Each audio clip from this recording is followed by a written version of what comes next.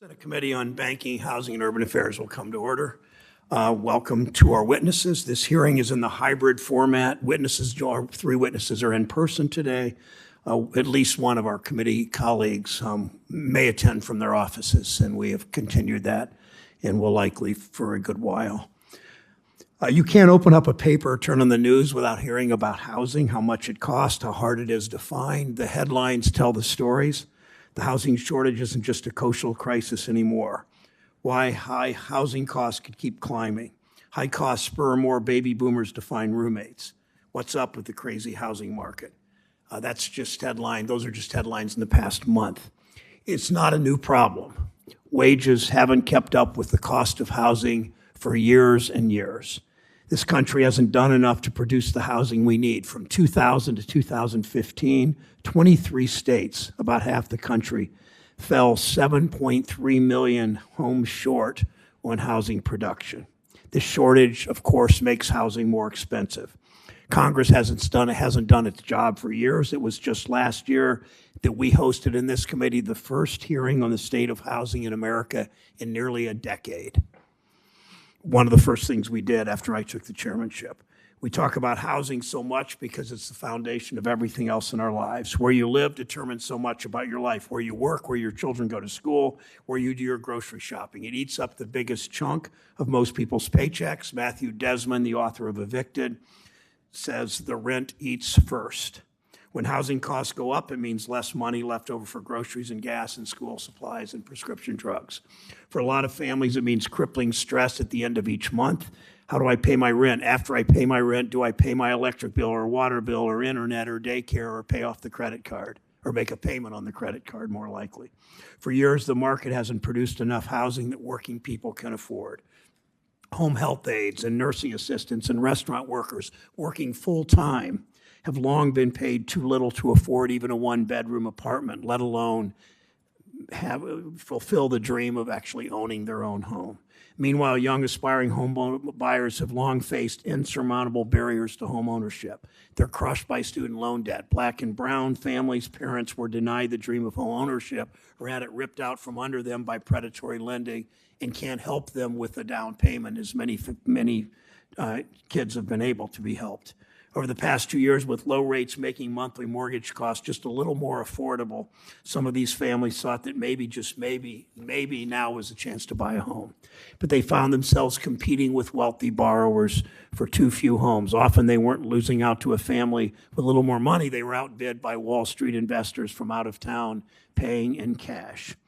Families told stories of spending more than a year looking for a home. A man in Senator Tester's state in Bozeman even resorted to standing on the side of the road wearing a sandwich board, asking anyone to sell him their home.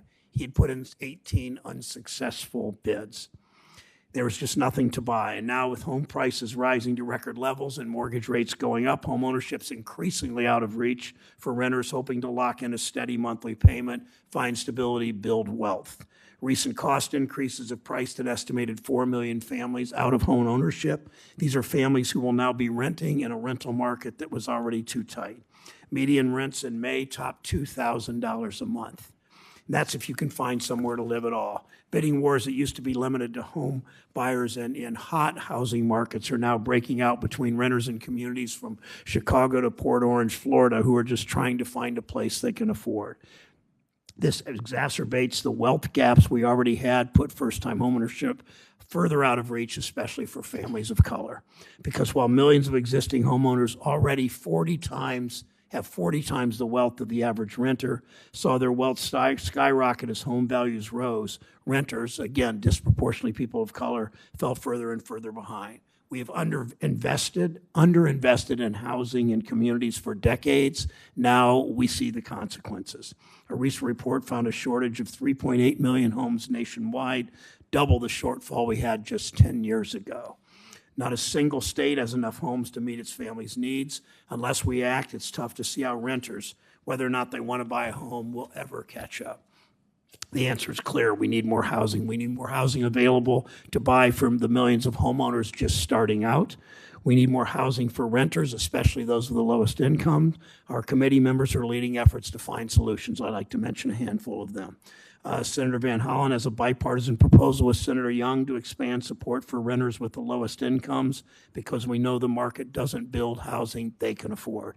Senators Reid and Collins have a bill to increase energy efficiency of our housing. Senator Menendez, also a member of this committee, has a proposal to help communities that want to make comprehensive housing and transit investments. Senator Warren, a member of this committee, has a bill to repair more of the homes we have and to produce new housing that lower income families, including families in rural areas and tribal communities, can afford. Senator Cortez Masto, here today as a member of this committee from Nevada, has a proposal to fund repairs in manufacturing housing communities to keep those communities a key part of our housing structures, a key part of our housing in this country, to keep those communities affordable for their residents. And Senators Warnock and Van Hollen are co-sponsoring a proposal to help communities invest in meaningful local projects and preserve the housing we have. We can do this while ensuring we're not displacing families and seniors from the neighborhoods they love. I look forward to hearing from the three witnesses today about the challenges you're seeing and your recommendations to support new housing in communities. We can't delay this problem any longer. It's a problem across the country. It's been decades in the building. It's not a Republican or a Democratic problem. Congress must do better. Senator Toomey. Thank you, Mr. Chairman, and welcome to our witnesses. Today we are discussing the recent rapid rise of home prices and its impact on affordability. But of course, home price appreciation is not occurring in a vacuum. Inflation in the Biden economy is broad-based and severe. And despite promises to the contrary from the president and his advisors, inflation fueled by reckless spending and lax monetary policy has been an enduring phenomenon. Adjusted for inflation, wages have fallen almost every month since President Biden took office. The average American real wages have fallen by 5%. It's been even worse for blue-collar workers. So it should come as no surprise that homeownership, like most goods and services, have become increasingly unaffordable. And with respect to home housing specifically, demand far outpaces supply in many, many regions. Why is this happening? And why isn't the housing market naturally correcting these imbalances? I'd point to some bad policy decisions, especially those made by this administration and some of my Democratic colleagues. During COVID, the federal government made a number of mistakes. $80 billion went to rental assistance, vouchers, and other housing subsidies, and that's $80 billion above and beyond the hundreds of billions in ordinary housing subsidies we spend every year, and a significant sum of that remains still unspent. The administration and Democrats in Congress dropped hundreds of billions of dollars, essentially helicopter money, to stimulate an already strong economy. They also unnecessarily extended and expanded foreclosure and eviction moratoria. Outside of the COVID emergency, the number and cost of housing subsidies boggles the mind. We provide tax breaks such as the mortgage interest and PMI deductions, capital gains exclusions on home sales, tax deduction on local property taxes, low-income housing tax credit. We subsidize mortgages with GSE security guarantees, FHA, VA, and USDA mortgage insurance, and Ginnie Mae MBS guarantees, down payment assistance programs. We have an overlapping array of HUD and USDA programs, including project-based rental assistance, tenant-based rental assistance, public housing funding, Section 202 housing for the elderly, Section 811 housing for persons with disabilities, Section 521 rural rental housing, CDBG, home block grant, homelessness assistance. It's unbelievable. And it's a fact that the vast majority of the massive government support in housing subsidizes demand rather than supply. And even more amazingly, all this spending hasn't meaningfully changed homeownership rates over the decades, nor narrowed the racial homeownership gap. In 1970, 52 years ago, the homeownership rate in America was 64%. Today, hundreds of billions, maybe trillions of dollars later, it's 65%. And black homeownership levels are almost the same as when the Fair Housing Act was passed in 1968. These government policies have run up a lot of debt, but they've mostly just made housing more expensive. If the administration were serious about immediately lowering housing costs, it could start by removing misguided trade barriers that drive up the cost of home construction. It could lift tariffs on lumber, steel, and aluminum, materials that are universally used in home construction across the country and which have cost consumers billions. In the last 3 years, American consumers paid at least $14 billion more just on steel and aluminum imports because of the tariffs. We know lumber tariffs have contributed to price increases too.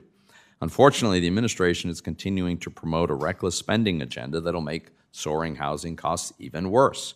In May, the White House released a plan to supposedly boost housing supply, but instead used the opportunity to add upward pressure on pricing by endorsing a partisan House-passed proposal to increase spending by $75 billion on housing vouchers and $80 billion on public housing. Additional spending of this kind is only going to further fuel inflation. The White House plan also proposed pushing Fannie and Freddie into activities that prior administrations understood created too much risk for taxpayers. In a break from decades of bipartisan efforts to reform the GSEs, the White House has now embraced the Gse Conservatorship as a means for social engineering of its housing and racial equity policies. The FHFA recently relaxed restrictions on the GSE's risk layering and acquisitions of investor and second home loans. It reduced the GSE's guarantee fees, and it required the GSEs to develop equitable housing finance. Stunningly, the GSE's new proposed pilot programs limit eligibility based on borrowers' race, and even go so far as to give taxpayer money to certain borrowers based on the color of their skin to make down payments. Yesterday, all banking Republicans sent a letter organized by Senator Tillis to FHFA expressing grave concerns about the legality and the discriminatory nature of these new programs. I hope the FHFA director will reconsider this discrimination on the basis of race and instead act to protect taxpayers from excessive risk as conservatorship envisions. Racial discrimination is always wrong, and this is no exception. Further, relaxing underwriting requirements to chase political priorities risks exposing low-income families, in this case minority families, to wealth loss. The state of the housing market only affirms the urgency of GSE reforms. To improve housing affordability for both renters and owners, we should favor policies that leverage the power of free enterprise. We should phase out demand-side subsidies like down payment assistance and focus FHA on a narrow subset of borrowers. We should end the GSE conservatorship to ensure that this and future administrations cannot use conservatorship to influence the pricing and allocation of mortgage credit. For decades, we've spent countless sums, and we've got virtually nothing to show for it. It's time for meaningful reform that doesn't feature the same tax and spend strategies of the past. Thank you, Mr. Chairman. Thanks, Senator Toomey. Three witnesses today. Dr. Lawrence Yun is the Chief Economist, Senior Vice President of Research of the National Association of Realtors. Dr. Yun served as an economist at the Realtors for now more than 20 years. Welcome. Dr. Douglas Holtz-Eakin has been on and off a regular at this committee as the president and founder of American Action Forum. He served as a commissioner in the Congressionally Chartered Financial Crisis Inquiry Commission, director of the Congressional Budget Office, and on the President's Council of Economic Advisors. Thanks for your years of public service and your joining us this committee frequently.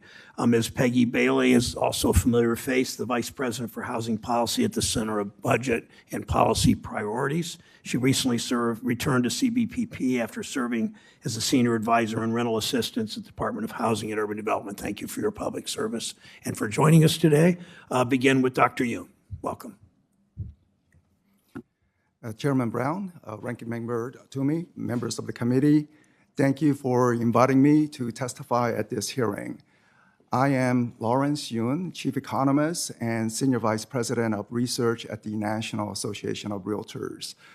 I lead the research team as we gather pertinent and timely housing data and oversee research activity pertaining to the real estate industry. Most of our 1.5 million members are small business owners. 87% are classified as independent contractors. The most pressing concern expressed by our members over the years has been consistently lack of inventory and its impact on the housing market. The housing market activity since the onset of the pandemic has been quite surprising and extraordinary. Home sales reached multi-year highs, home prices set new records. But beginning this year, market conditions have shifted dramatically. Our latest home sales activity shows 5th straight months of a decline through June. The latest data on an annualized basis, 5.12 million home sales that would be actually below the 2019 annual total. In other words, current sales activity is trending below pre-pandemic activity. Single-family housing starts, the building activity, in June also fell for the 5th straight months, and now at the lowest point since the lockdown months in 2020. So even as the home sales have softened in recent months, the median home price continues to set new record, in June reaching $416,000, which is a rise of 13.4% from 1 year ago. Other price measurements have shown appreciation rate of closer to 20%. I believe home prices are set to decelerate given the home sales softening conditions, but I do not foresee any national home price decline. Some local markets may pull back somewhat from record high home prices, but any short-term price adjustment in these markets, if they occur, will be less consequential compared to the immense long-term housing affordability challenges facing the country. Lack of supply in the housing market is not a new phenomenon. While it is certainly more noticeable now, even before the pandemic, NAR estimated, our organization estimated, nearly 5 to 6 million housing unit deficit in relation to the population and job growth in the country. The fast rise in rents and home prices are a direct consequence of the housing shortage that persisted even before the onset of the pandemic. So what does it exactly mean to be priced out when a solid majority of Americans are homeowners? Homeowners today are enjoying wealth gains arising from home price growth. After reasonably accounting for the 30% price rise over the past 3 years, and very little refinancing, cash-out refinancing that has been taking place, my estimate, because Federal Reserve data is as of 2019, and we are currently in 2022, so my estimate put the typical homeowner wealth conservatively at $320,000. So there will be a median net worth for a homeowner. By contrast, the median renter net worth is likely to be in the $5,000 to $10,000 range. Again, a vast difference between renter and homeowners. So homeowners, I would think, are quite content about the recent market developments and have fewer financial worries than non-owners. But this is the crux of the current housing affordability crisis. Renters are paying ever higher rents with disappearing prospect of ever realizing the American dream, which many Americans associate with ownership, essentially owning part of America. So not only is homeownership more difficult to attain due to housing shortage, but the same housing shortage pressures are causing rents to accelerate in the current environment and crowding out savings. Unless we can address the supply issue, housing unaffordability will continue to be an ongoing issue for many Americans for many years to come. Thank you for the opportunity to present my views today. Thank you, Dr. Yoon. Dr. Holtz-Eakin, welcome again. Well, thank you, Chairman Brown, Ranking Member Toomey, members of the committee. It's an honor to be able to talk about the state of housing in America, and the key characteristic, as has been mentioned, is the high and rising prices in both the owner-occupied sector and in the rental sector. And this has occurred despite the fact that in 2021, we saw record increases in supply, the largest number of single-family units in about 13 years, the largest number of multifamily units in 3 decades. All of that should lead you to suspect that the problem lies on the demand side of the market, and indeed, I think there's a lot of evidence that that is the problem. Recently, we've seen additional demand subsidies. The fiscal policies that Senator Toomey mentioned in his opening statement, but in particular, the monetary policies of the Federal Reserve. In addition to keeping interest rates very low, zero, which means very low mortgage rates, they had a quantitative easing that included buying $30 billion of mortgage-backed securities each month. Why they chose to allocate $30 billion of capital to the mortgage market, I don't know, but it had the unmistakable impact of fueling demand in the housing sector, and the house price appreciation that came with it. Looking forward, that's about to reverse. So one thing we can expect is an enormously stressed housing market over the next year or 2 years. The Fed is reversing course, and yes, rates are going to be higher. Now, that's meant higher mortgage rates, and we've seen impacts on that already, as Dr. Yoon mentioned. They're also going to unload about $35 billion a month of those MBSs, essentially switching by $65 billion that net impact on capital available in the mortgage market, and that financial tightening is going to have a very big impact. The Fed needs to do this. If you look at the consumer price index, shelter is about a third of the consumer price index. Shelter inflation is about 5.6% and has been rising since January of 2021 uninterrupted. We have yet to see it peak. Probably won't peak, but below 6%. If the Fed wants to hit a 2% target and shelter inflation's at 6%, everything else has to be zero. That's not going to happen. So the Fed needs to bring down shelter price inflation, and it will increasingly raise rates and tighten financial conditions until it does. This is also a traditional channel for monetary policy to lower the demand for housing, lower the construction of housing, and thus lower the production of furnaces and water heaters and all the things that go into housing. It has broad impacts on the economy. Ironically, they're in the position of having to do this because of the policy errors we've made at a time when there's record low inventory. And so I expect a very stressed housing market over the next couple of years. Longer term, there is this array of demand subsidies that exist and have done very little to change the overall rate of ownership in the United States. And I would highlight especially the continued role of the GSEs. They have been in conservatorship for 14 years. They remain seriously undercapitalized, and yet we've done a U-turn and relaxed the capital standards in recent months. They have now undertaken this initiative for equitable housing finance plans. These are demand subsidies by another name. They go the wrong direction at the wrong time and have an array of defects in the form of social engineering and racial discrimination. I would very much fear that this is a return to the mission creep that we've seen out of the GSEs in the past that exposed the taxpayers to enormous risk and which resulted in generational wealth losses for many communities of color in the housing bubble. And so I think it would be wise for the FHFA to finalize a rule on prior approval of enterprise products and make sure that the mission drift gets stopped and the taxpayer gets protected. If there are going to be some policy changes, they should focus on the supply side and the production of housing. I would second the recommendation of dropping the tariffs that make construction more expensive. They're simply wrong-headed policy moves. I think it would be wise to think hard about the workforce available in the construction sector, and that would mean returning to some of the apprenticeship programs that were in place under the previous administration and were abandoned, the IRAPs. Immigration reform is a great way to improve the availability of labor in the construction sector.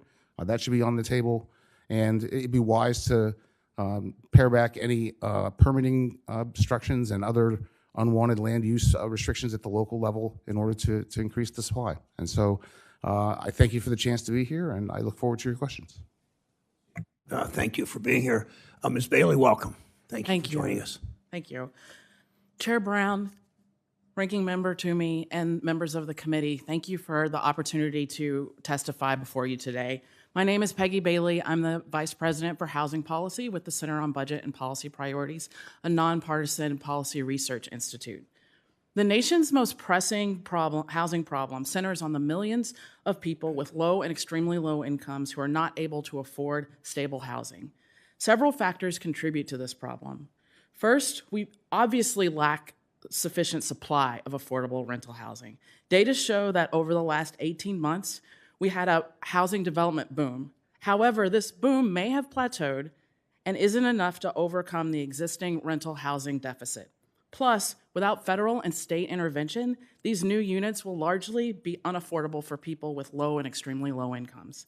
Second, shortages of affordable housing single-family homes means that renters that might be ready for home ownership stay in rental housing longer, reducing vacancy rates and driving up rental costs. Also, we are losing affordable rental housing stock as properties come to the end of their initial affordability obligations, typically about 20 to 30 years, or become so deteriorated that they must be demolished without being replaced. And finally, often missing from the housing supply discussion is the importance of housing vouchers, which help low-income families better afford housing. For families with the lowest incomes, it is too simplistic to call vouchers or rental subsidies purely a demand-side intervention. These families do not have incomes high enough to afford any quality housing unit because landlords must set rents at least high enough levels to cover their own costs, to operate the building, to properly maintain the building, and to pay any debt that they owe. We've seen what happens to rental housing when operating costs are not adequately funded. That's what has happened to public housing, project-based rental assistance units, and other federal programs with inadequate or no ongoing operating support. Vouchers correct this mistake by helping families afford rent and giving landlords and owners the resources they need to pay their bills and maintain their properties, which bolsters supply. To make this point clearer, the average extremely low-income renter household had an average income of about $11,000 in 2019. 30% of that income, the industry benchmark for housing affordability for this family, was about $280 a month. But in 2019, the average market rental units operating costs were $520 a month and over $580 a month if the landlord paid utilities. These figures have surely risen substantially since then. In the past, our solution was to build public housing. Now we use housing vouchers. Vouchers allow people more choice of where to live and are a tool to reduce segregation of people with low incomes, which are disproportionately people of color, into neighborhoods that have historically been disinvested in. It is important to know that housing agencies can project-based vouchers to guarantee that developments include units affordable for families with low or extremely low incomes. Investing in the housing voucher program can also mitigate the need for new affordable units by allowing people who live in high-quality units and their desired neighborhood to stay in place. We are confident that housing agencies, if properly resourced with funding for the vouchers and for the administrative costs, would be able to use many additional vouchers, particularly if new resources are targeted to agencies that already have high utilization rates today. In fact, the Emergency Housing Voucher Program, funded through the American Rescue Plan, demonstrates housing agencies' ability to utilize new vouchers. Even under difficult rental markets, so far they've been able to house 26,000 households who were experiencing or at risk of homelessness or survivors of domestic violence. To effectively address these issues, Congress should support major increases to the housing voucher program. Most immediately, the Senate Transportation and HUD Appropriations Subcommittee should fund at least the 140,000 new vouchers passed by the House Appropriations Committee, along with adequate funding for voucher administration, increase capital funding for deeply affordable rental housing, prevent the loss of existing affordable housing, remove barriers to home ownership, and as noted more thoroughly in my written testimony, we cannot forget the unique housing challenges for people living in tribal lands. Increasing resources for Native American, Alaska Native, and Native Hawaiian affordable housing is essential. Thank you for the opportunity to testify, and I look forward to answering your questions. Thank you, Ms. Bailey. The questioning will begin with the Senator from Georgia, Senator Warnock. Thank you so very much, Chairman Brown. Since 2019, rent in Georgia has increased 13.7%. One of the highest increases in the country and far exceeding income growth over the same period. Meanwhile, for the first time since it began tracking data, the Federal Reserve Bank of Atlanta has deemed the Atlanta housing market as unaffordable, forcing more and more prospective homeowners, as you point out, to keep paying rent. And let's be clear, this is not just a city of Atlanta problem. Everywhere in Georgia, people are feeling the pinch. Dawson County, which has a population of around 25,000, has a lower home ownership affordability index than Fulton County. The best way we can lower prices is to increase supply, and I've supported several bills that do just that, but Georgians don't have the luxury to wait several years for home prices and rents to fall. Ms. Bailey, what are some immediate solutions we can offer renters, especially those who spend a significant proportion of their income on rent, to help them provide the relief they so desperately need?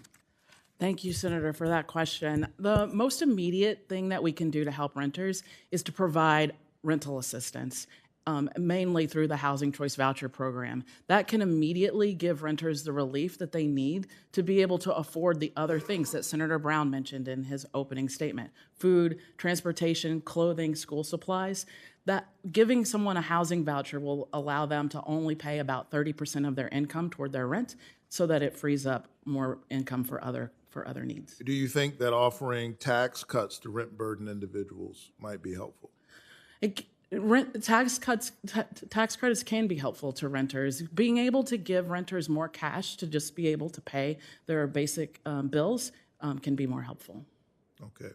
And, when we passed the American Rescue Plan, one of the provisions in that bill was the single largest tax cut for middle and working class families in American history. I regret the fact that we weren't able to get it extended. But do you think that kind of tax cut could have been helpful? Absolutely. As you mentioned, those provisions in the American Rescue Plan helped significantly reduce poverty for children. And so extending those, doing more of those, can only help low and middle income families. Georgia's in the middle of a housing crisis, as we point out, and understanding how large institutional investors and Wall Street private equity firms from outside Georgia affect the market is also an important part of this puzzle, it seems to me. According to the National Association of Realtors, institutional buyers made up 13% of the residential sales in 2021. However, institutional landlords do not look to acquire properties uniformly across the country. In Georgia, institutional buyers made up 19% of all sales, 19%. The second highest in the nation, and according to a survey by CoreLogic, mostly out-of-state investors made almost 43% of all purchases in the Atlanta area in late 2021. Dr. Yoon, what effects are targeted private equity investments having on the housing market in cities like Atlanta and the surrounding areas?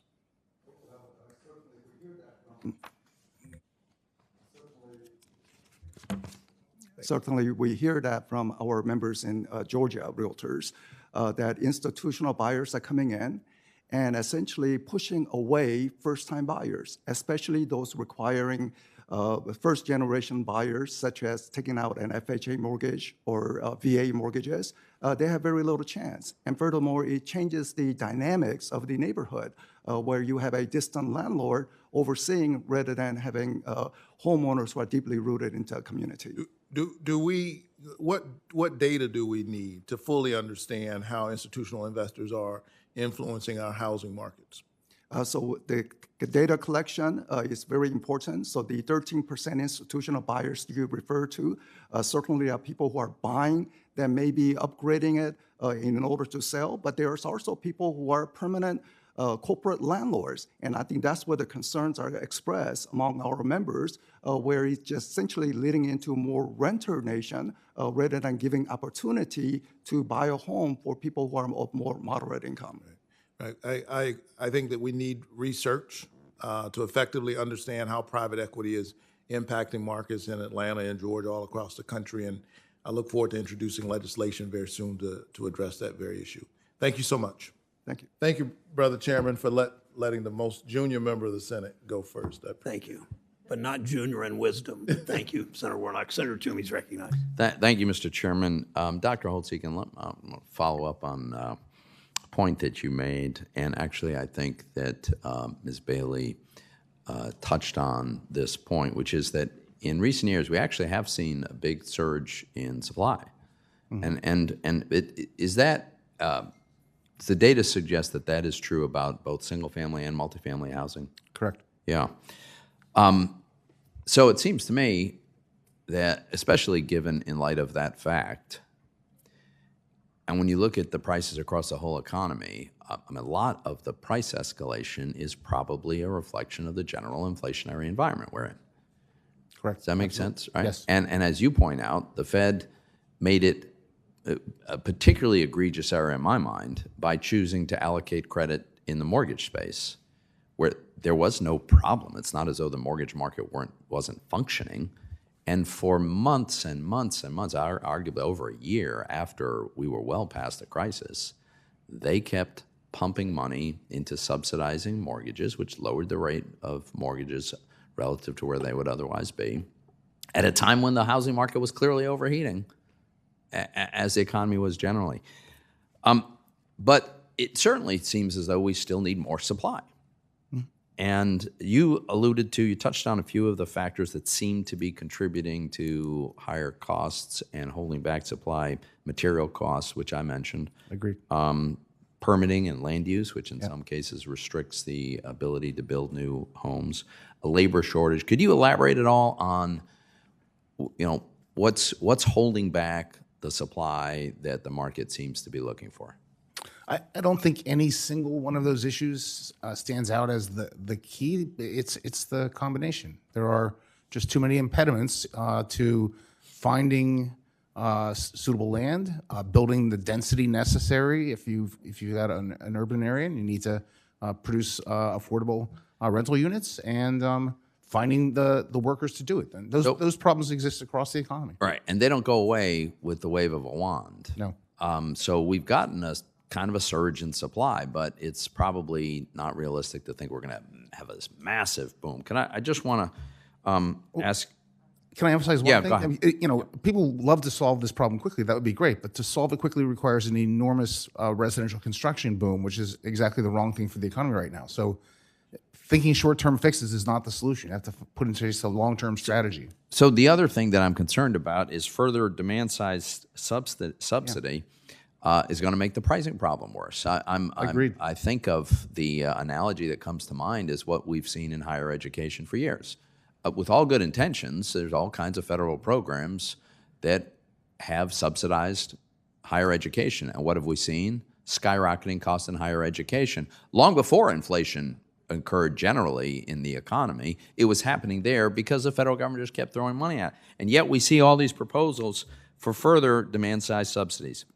Recently, your fellow witness, Mr. Yun, was quoted as saying a proposal for down payment assistance featured in the Democrats' Build Back Better plan would, and I quote, add demand on top of already strong demand, so you will push up housing prices even further, end quote. He also stated that, quote, that's a gain for current homeowners, not home buyers, end quote. And I wonder if you agree with that assessment. Is that a big part of the net effect of these further demand-side subsidies? Yes, I completely agree, and this is a common strategy in federal policy where there's a high price, and rather than dealing with the supply problem, you subsidize demand further and make your problem harder.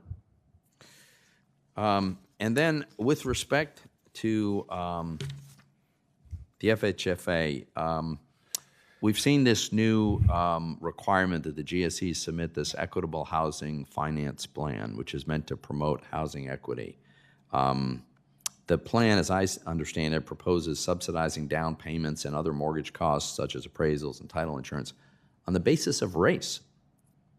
So this seems to be a mechanism that is likely to contribute to inflation, but it's also a very disturbing exercise of social engineering on the part of unelected folks over at FHFA. First of all, do you see that whole mechanism as consistent with FHFA's statutory obligation for their conservatorship to require to return the GSEs to a sound and solvent condition and preserve and conserve their assets? Is this really supposed to be part of their mission?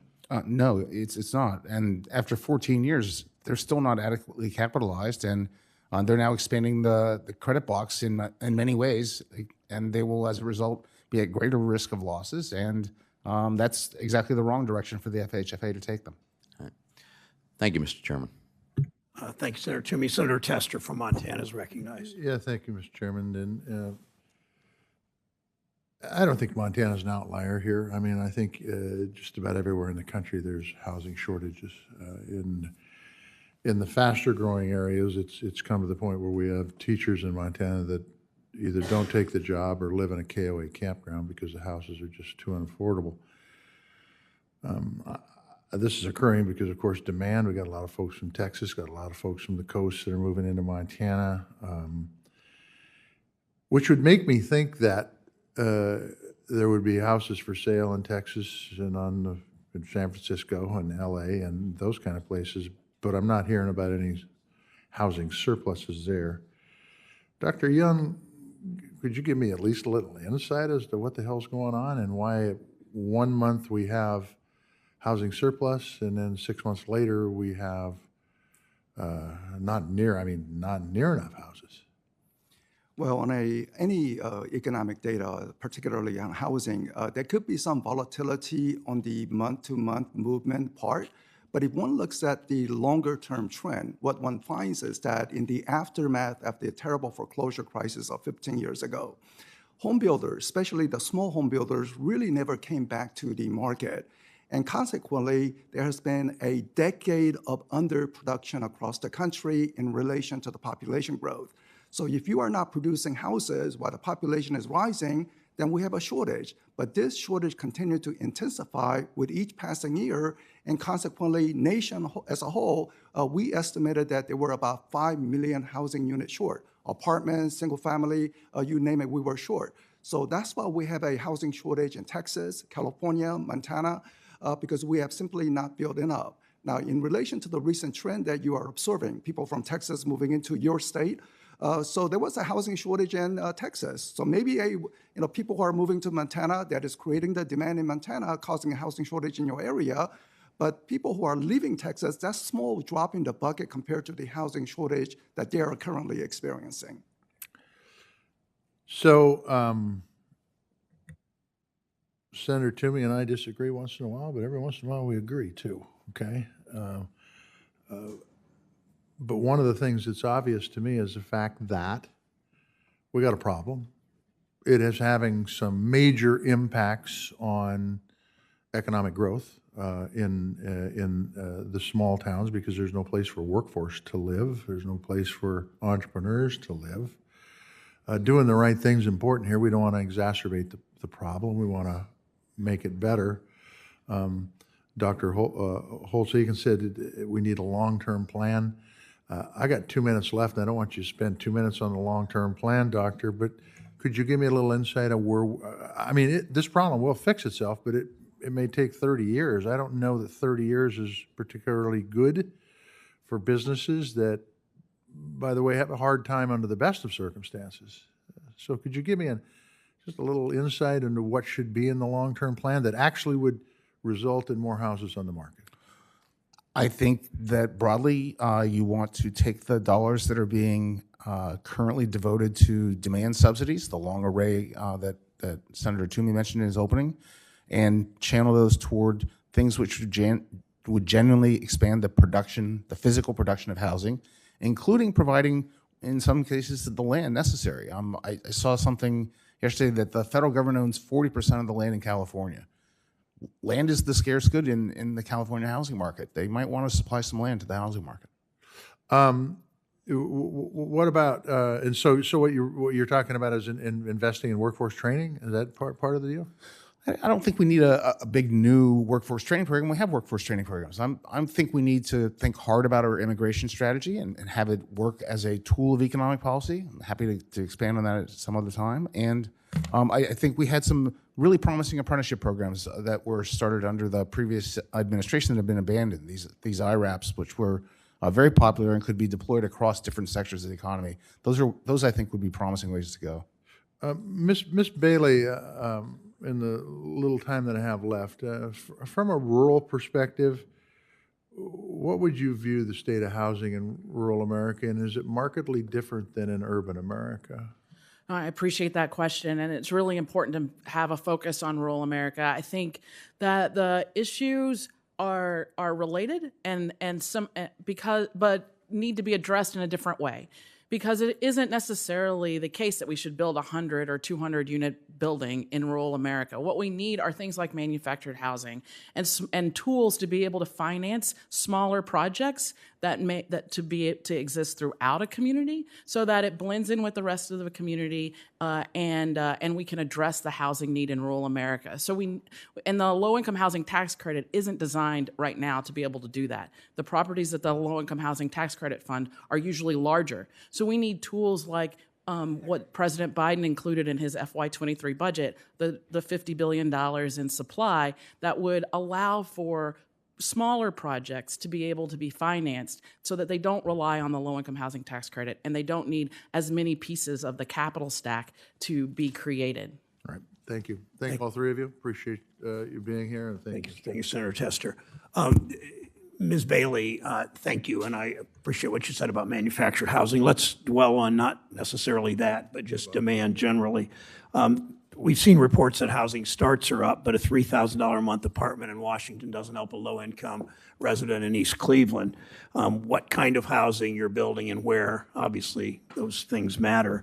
In the housing, is the housing we're building matching up with incomes and size and accessibility needs of renters? If not, talk through that and what do we need to do to make sure we have enough housing that's affordable to families? No, thank you for that question. You're hitting the nail on the head on the challenge. As I said in my testimony, we have partly been in a development boom over the last 18 months. But as the Joint Center for Housing Studies shows, the average rent in those multifamily properties is about $1,700 to $1,800 a month, where the median renter can only afford about $1,000 a month. So that right there shows you that the market is targeting units to the upper end of the market and not making units affordable. So what we need are strategies that both enhance supply and add capital dollars to supply, but then add subsidies to be able to make those units affordable so that we can properly operate those buildings, owners can pay their bills, and programs like that Housing Choice Voucher Program do that. They allow for renters, especially low and extremely low income renters, to be able to afford market housing. Thank you. And Dr. Yoon, expand on what Ms. Bailey just said about making housing more affordable for families.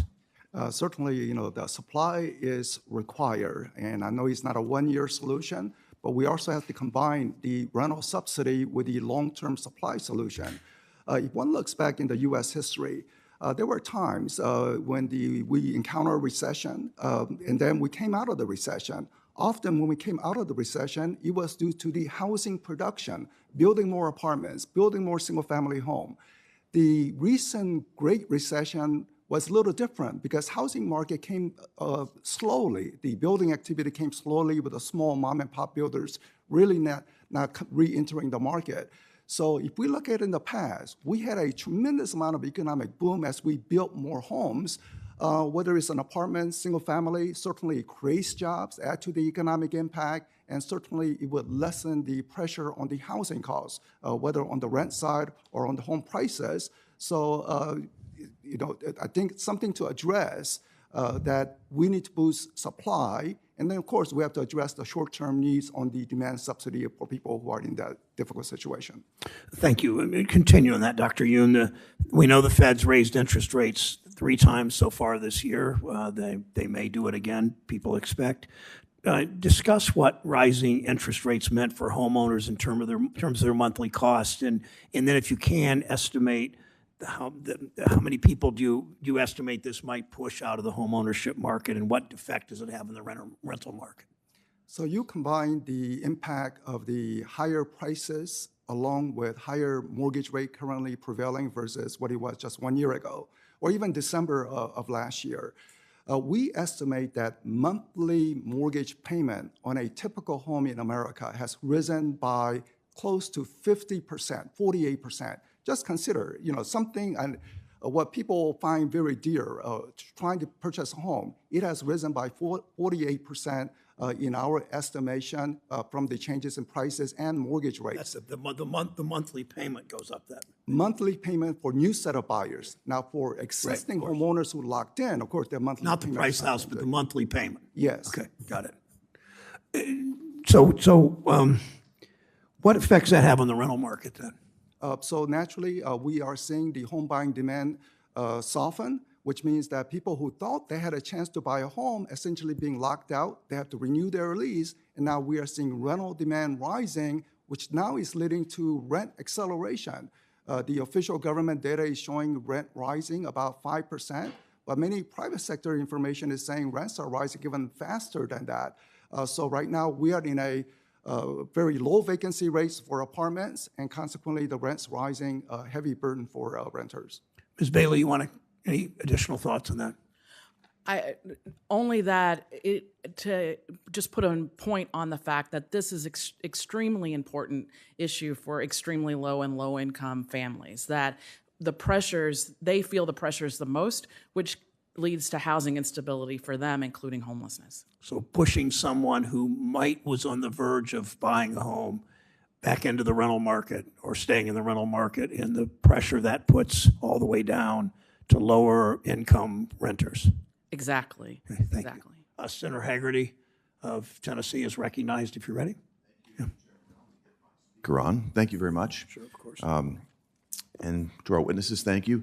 Dr. Yoon, you and I have actually met before. You used to frequent Professor Dewey Dane's events at Vanderbilt University, my alma mater, so it's good to see you here. Dr. Holtz-Eakin, it's good to see you again, too. We met a number of years ago in a different role, and welcome to you, Ms. Bailey. I thought I'd start out with you, Dr. Holtz-Eakin. Today in your testimony earlier, you did a very convincing job of relaying how housing prices have been moving upward very dramatically here in the United States. And one of the issues that I wanted to discuss with you is the artificial increase in price that the Davis-Bacon Act forces for affordable housing. You seem to describe very well what is, to me, a supply problem here. And we've got Davis-Bacon Act requirements that essentially add roughly $30 per square foot to the cost of a home. I'd just like to get your thoughts on what that has to do in terms of what that might do in terms of incentivizing developers to go in a different direction. Where does that, impact the supply of housing when we're desperately in need of more supply? Well, certainly an artificially inflated wage is a cost that has to be included in the price of the unit. And it doesn't really make sense to have a law that does that. You should pay prevailing wages, set by market conditions wherever you're building, and that would be a preferable way to go, in my opinion. It leads to higher costs. There's no question about that. It also changes the builder's calculation of what kind of unit to build. Are you going to build a low-income unit when you already got that base cost in there? You might want to build something aimed at the upper end of the market, and we've seen that happen in recent years. So I think it is on that list of things that's causing the cost of building to be artificially inflated, and taking those costs out would be a good idea. Yeah, I think the Berkeley study indicated a $30 per square foot impact. That could be 10 to 20% depending on the state that you live in. In my state of Tennessee, it's going to be on the higher end of that spectrum. But this is a significant increase in the cost of affordable housing, and I think your point is well taken that it would have a very negative impact on price. I'd like to come to just stay with you for a few more minutes, Dr. Holtz-Eakin. There is now a voucher program that's being negotiated by appropriators. They're talking about 140,000 vouchers, roughly $30 billion of more demand, it looks to me, coming into a marketplace, again, that's constrained on the supply side. What would you predict the impact of these vouchers to be on the supply of housing and the pricing? A permanent expansion in subsidies for demand is going to raise prices. So that's an unmistakable directional implication of this. And perversely, at the moment, you could spend that money, say, next year, and the Fed will do everything within its power to undo the impact of that demand stimulus because they're trying to cool the market and need to. And so it will be a lot of taxpayer dollars to no particular good effect. You mentioned the Fed. I'd like to come to you, Dr. Yoon, to talk a bit about what's happening right now. I think the Fed's job has been made enormously difficult. because of the policies that have been implemented, whether they're policies that have waged war on the oil and gas industry here, that have driven prices through the roof. Everybody that's been to the pump knows this. The policies that drove a massive stimulus package that was passed on a completely partisan basis in March of last year. We've got inflation at levels that we've not seen in more than 40 years. So the Fed has been required to do a couple of things. One, the mortgage-backed securities on their balance sheet are an enormous number, and they're letting those run off right now. Chair Powell actually indicated to me that he would not rule out selling at a loss these mortgage-backed securities. So I can imagine what impact that might have on the marketplace, and also raising rates. So if you think about this in the context with the Fed's required actions right now, whether it be selling mortgage-backed securities or raising rates, how does that impact? These inflationary policies that have driven it are having a very important impact on the housing market. If you could just sort of take us through the logic of that. The spread between the 10-year Treasury yield this morning, I saw it at 3%. Under normal circumstance, the mortgage rate should be about 4.8%. Rather, we have a mortgage rate that is 5.8% because of the undoing of the quantitative easing, including the potential sale of the mortgage-backed security, or certainly not repurchasing. So we have a much larger spread, which is leading to home sales decline. Many realtors, again, we have 1.5 million realtors across the country, including from Tennessee, and they ask, when will the mortgage rate stop rising? And I said, once the inflation begins to top out and begins to show that it's peaking, and we will decelerate. So anything to constrain the overall consumer price inflation, then the market, I think, will begin to say, well, maybe we have topped out on inflation, and mortgage rate could also top and maybe even decline somewhat. Well, it seems that inflation continues to go just one direction now, and that's up. You look at the last month's posting of 9.1%. That was an acceleration from 8.6 the month before. I'm very concerned about the direction that it's going. And again, the policy decisions that are being made by this administration seem to be all in favor of more inflation. So I'm concerned about the impact on the housing market in my own home state. We're hearing it loud and clear. Mortgage rates are up. That makes housing less affordable. And I'm very concerned about the negative impact it will have on the housing market, and long-term, the impact it'll have on supply that you have both done such a good job of explaining. That's indeed what the problem is. Thank you all for your testimony. I appreciate it. Thank you, Mr. Chairman. Thanks, Senator Harry. Senator Menendez of New Jersey is recognized. Thank you, Mr. Chairman. Home ownership has long been a cornerstone of the American dream, and countless American families have purchased homes as a pathway to the middle class. Yet, according to the National Association of Realtors, the home ownership rate for Black and Hispanic households is significantly less than it is for its white households. Dr. Yoon, what do you believe are the top 3 reasons that the Black and Hispanic home ownership rates have consistently lagged behind those of white households? America is a great country, but we also have to recognize some of the past mistakes, some legal discrimination that was taking place prior to the Fair Housing Act, which has a legacy impact throughout. We are seeing the down payment as the major barrier for first-time buyers. So they try to save it up. Sometimes it requires getting help from the family members.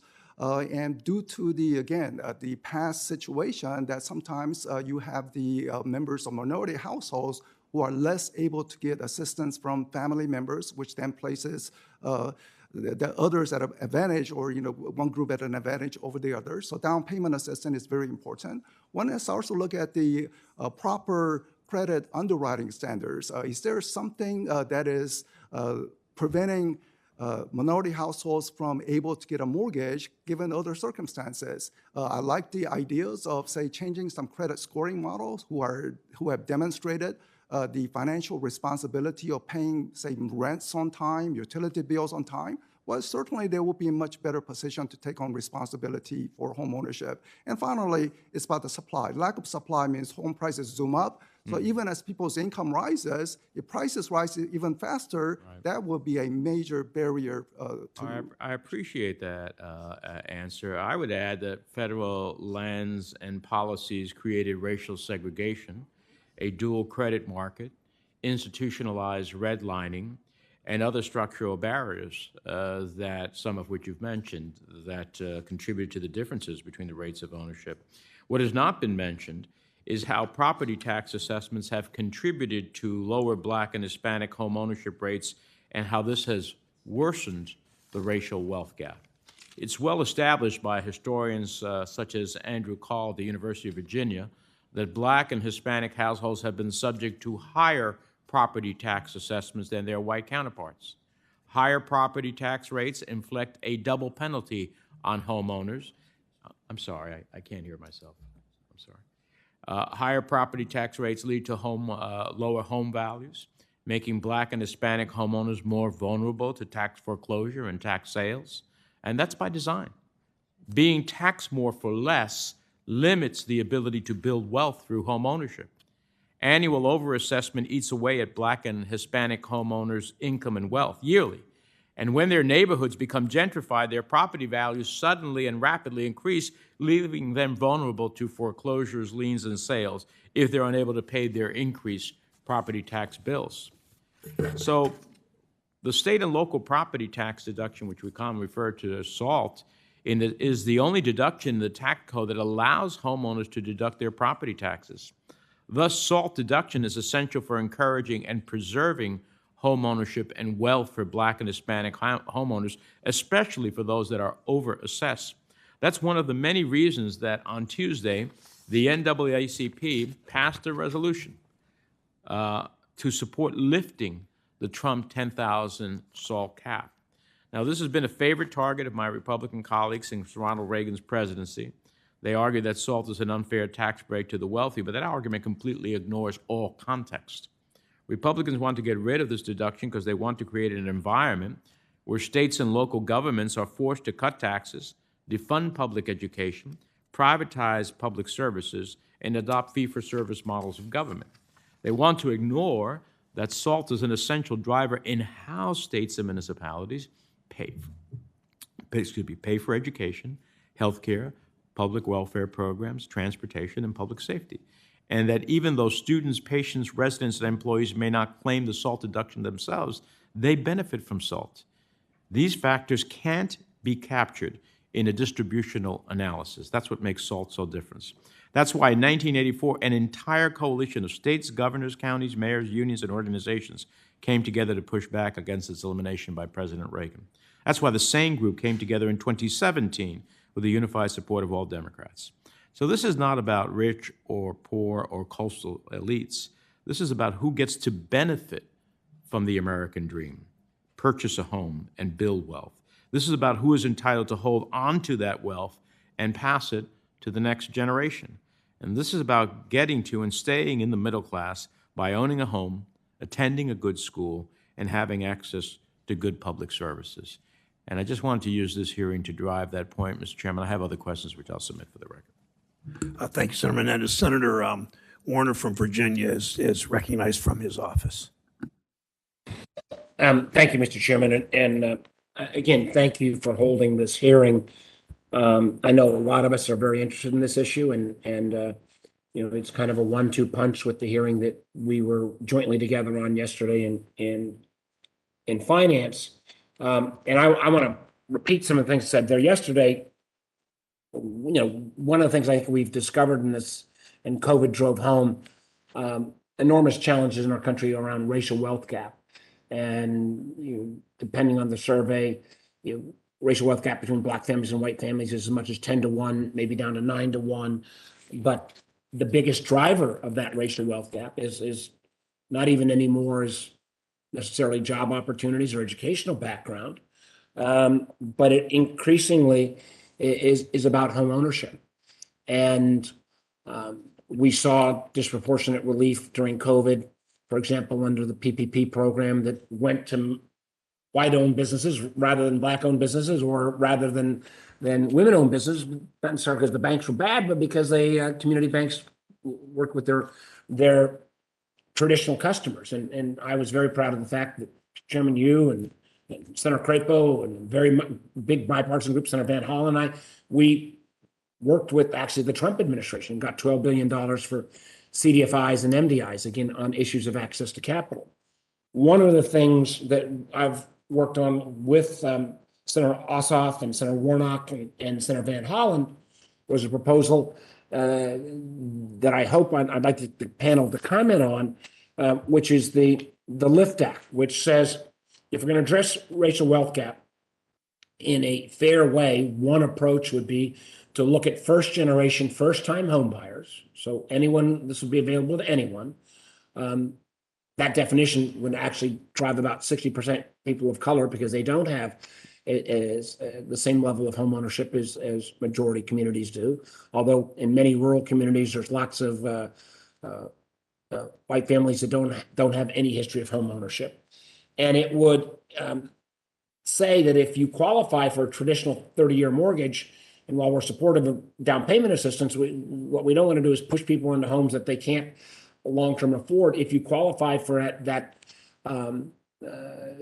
traditional 30-year mortgage, and you meet these certain criteria within a certain income strata and a certain price range, we would provide, in a sense, a 20-year mortgage rather than a 30-year mortgage. And we call this program the LIFT Act, and it would directly address this racial wealth gap issue and put some points on the board for a lot of families to give them that equity they need, to make sure their kid has the access later down the line on getting a college education or having that equity you can draw upon. Dr. Yoon, in your testimony, you talked about the widening homeownership gap that exists between white and non-white families. Could you talk a little bit about how something like the LIFT Act might apply? And then, Ms. Bailey, if you'd make some comments on that as well, I'd appreciate it. Thanks for asking the question, Senator. I'm a numbers guy, so I think one of the requirements for our high school students is to just run through the numbers through the mortgage calculator just to see how the numbers change by changing interest rates and the duration of the mortgage. The 20-year mortgage will certainly build up equity much, much quicker, and given the very wide homeownership rate gap between various ethnic and racial groups, to address some of the past mistakes, it is moving in the right direction, certainly. But we also have to understand that we have to combine it with increased supply, because if we are simply raising the demand opportunity, but with limited supply, most of the gain would go to the current owners. And given the current, again, disparity in home ownership rate, the current owners are likely to be white Americans. So we have to address the demand help, the 20-year mortgage timeline. I think that's terrific, quick way to build wealth, but we have to assure that supply comes along so that demand can access those increased supply. Yeah, and Dr. Yoon, I 100% agree, and that's why, and while I didn't focus my question on the supply side, and other colleagues have, this LIFT program would be only applicable to first-time, first-generation home buyers, because again, we know the second and third generation folks, if you built that equity in your history, you can make, you've got an easier availability. Very quickly, Ms. Bailey, I don't want to overtime, but if you could quickly address this issue as well, I'd be grateful. And thank you, Mr. Chairman. Sure. Thank you, Senator, for the question. And so when following Dr. Yoon's recommendations, that would help alleviate some of the pressure at the upper end of the rental market, which would then alleviate the fact that we don't have the tenant vacancies that we need in order to keep costs down. And it would allow those upper income individuals to be able to move into the homeownership space so that we would have those units available for renters. So anything that helps first-time, first-generation homeowners, potential homeowners move into homeownership helps renters as well. Thank you, Mr. Chairman, for having this hearing. Thank you, Ms. Bailey. Thanks, Senator Warren from Massachusetts. Senator Cortez Masto from Nevada is recognized. Thank you, Mr. Chair. Thank you to the panelists here. Such an important issue across the country, but including in Nevada. The issue of affordable housing, which I have been working on with so many stakeholders in my state. I do have a question, Dr. Yoon. In Nevada in 2021, 28% of homes purchased in the Las Vegas metro area were bought by investors. Investors bought $1.9 billion worth of homes with a median sales price of $373,000. And Nevada isn't the only place where corporations are snapping up single-family homes. My question to you is, what trends are you seeing in home purchases by investors? And what impact do you think this is having on home prices in places like Las Vegas metro area? The presence of investors, that is an extra demand, especially if the money is backed by Wall Street funding, certainly boosts the extra demand from it. So the home prices will naturally be higher. And furthermore, as they are purchasing single-family homes and turning it into rentals, that is essentially making a less chance for, say, first-time buyers or first-generation buyers to have a chance, because often the down payment comes from sale of a previous home, using the proceed as a down payment, but naturally the first generation or first-time buyers don't have that. So consequently, it makes it much more difficult for the first-time buyers to compete against, especially the Wall Street-backed investors. And that's my biggest concern. Nevada is one of these places where the subprime mortgage crisis hit us so hard. And right after that, I saw a lot of investor-owned, equity-owned homes being bought up and purchased. And this is my concern. Not only are they taking them off the market, they're turning them into rentals. And the rental prices are increasing exorbitantly. So for me, and I think so many, this is the challenge we're dealing with and trying to understand it and make sure that we can help renters and homeowners have access to those homes, which are so important. Ms. Bailey, let me talk a little bit about vouchers. When I talk to developers in Nevada, they tell me that they cannot build an apartment building that is affordable to people earning under $50,000 a year without a subsidy. So why are vouchers among the most important layers of this subsidy? That's exactly why it's so important to have vouchers, is because landlords and owners have to be able to charge rent that's at least high enough for them to pay their own bills and to properly maintain their properties. And for a wide array of renters, that's still more than 30% of their income. So vouchers play that critical role of paying for that gap between 30% of the family's income and what the landlord or owner needs in order to properly maintain that property. Right, and you touched on it. It not only gives the tenants and the stability, but it also for the property managers as well. There's this stability there, Exactly. Right? Yeah, exactly. Thank you, Mr. Chair. I appreciate it. Thanks, Senator Cortez Masto. Senator Warren of Massachusetts is recognized. Thank you, Mr. Chairman. Our country has faced an affordable housing crisis for decades now. And we have a shortage now. The estimates are as many as 6.8 million units that we need. Everyone needs housing. There's just not enough to go around. It is a classic case of demand outstrips supply. So this is Econ 101. And that says we're going to end up with higher prices. Indeed, this severe lack of supply has relentlessly pushed up the cost of rent for families, taking bigger and bigger bites out of budgets, as you identified, that are now doubly strained by rising prices on everything else from gasoline to groceries. Rents are up nearly 6% more than they were just a year ago, and higher housing costs are one of the biggest overall drivers of inflation. So to tackle rising costs, the Federal Reserve is raising interest rates at an aggressive pace. But we should be clear about the impact of the Fed's rate hikes on the housing market. Dr. Yoon, the Fed claims its rate hikes will bring down prices for families by taming inflation. So let me ask you, do you expect the Fed's interest rate hikes will meaningfully bring down rental costs for families? The rental component in the Consumer Price Index, it comprises about 30%, including something called homeowner equivalency rent.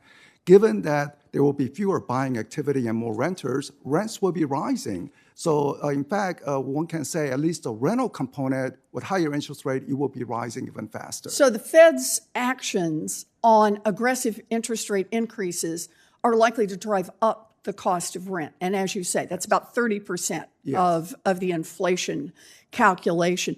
So it's not going to bring down rental costs. It's not going to bring down the cost of food or gas or other necessities that have spiked because of Putin's war in Ukraine. It's not going to fix supply chain kinks.